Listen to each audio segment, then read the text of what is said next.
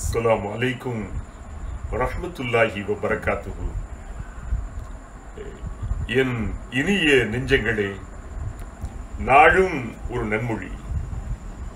உங்களோடு சில நிமிடம். நம்பிக்கை துரோகம். வார்த்தை கேட்கின்ற போதே அந்த வார்த்தையினுடைய வலிமைகள் என்பதை விட அந்த துரோகம் எப்படி என்பதை நாம் பார்க்க முடிகின்றது. நம்பிக்கைக்கு துரோகம். நம்பிக்கை துரோகம் என்பது நல்ல மனிதனுடைய பண்புகளோ பண்பாடுகளோ அல்ல. ஏனென்றால் நம்பிக்கை மிக முக்கியம். அதிலும் குறிப்பாக பெருமானார் சொன்னதை போல, நீ சொல்லுகின்ற செய்தியை ஒருவன் நம்பி உன்னை நம்பி இருக்க நீ முரண்பட்டு நடந்தால் அதைவிட ஒரு மிகப்பெரிய துரோகம் எதுவும் இல்லை என்று சொன்னார்கள். ஏனென்றால் நம்புகின்றான் ஒரு மனிதன், இன்னொரு மனிதனை நம்புகின்றான், அவனிடத்தில் நம்பி ஒப்படைக்கின்றான். இவன் நமக்கு துரோகம் இழைக்க மாட்டான் என்று எண்ணுகின்றான். ஆனால் இவனோ அவனை தொடர்ந்து துரோகம் இழைத்து வருகிறான்.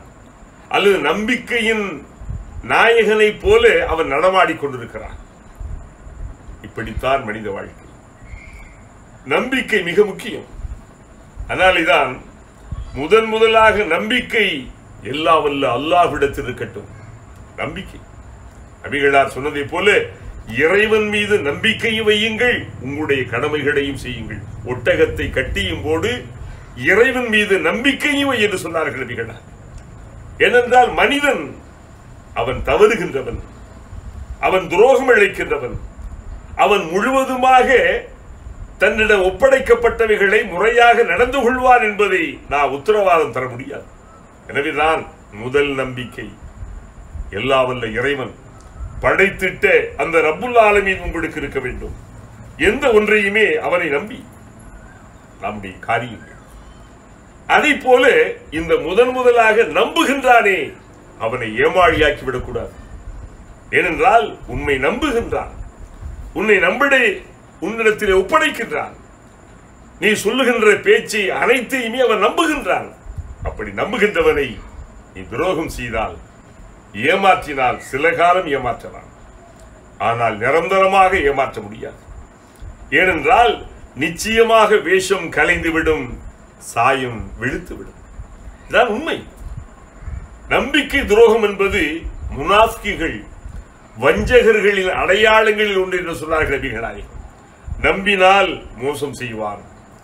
அது நம்பி பொருளை கொடுத்தாலும் அல்லது நம்பி நட்பு பாராட்டினாலும் நம்பி அன்பை வைத்தாலும் கூட அந்த வஞ்சகன் இருக்கின்றானே அவன் நிச்சயமாக உமக்கு அவன் துரோகம் செய்வான். மேலேயே துரோகங்கள் மனித இயல்புகளாக இருந்தாலும் கூட இந்த நம்பிக்கை துரோகம் அது மிக மிக கொடுமையானது. யார் யாருக்கோ துரோகம் இழைக்கிறார் மனிதன், அது நிச்சயமாக பிழை, தவறுதான். ஆனால் நம்பியவனுக்கு துரோகம் இழைத்தல், உறவாடி கெடுத்தல் இருக்கிறதே, அது மிக உலுத்து போன ஒரு செயலாக இருக்கிறது. அல்லாஹ் சொல்கிறான், உங்களை நாம் கவனித்துக் கொண்டிருக்கிறோம். மனித மனங்களில் நெழுகின்ற எண்ணங்களை அறிகின்றவராக நாம் இருக்கிறோம்.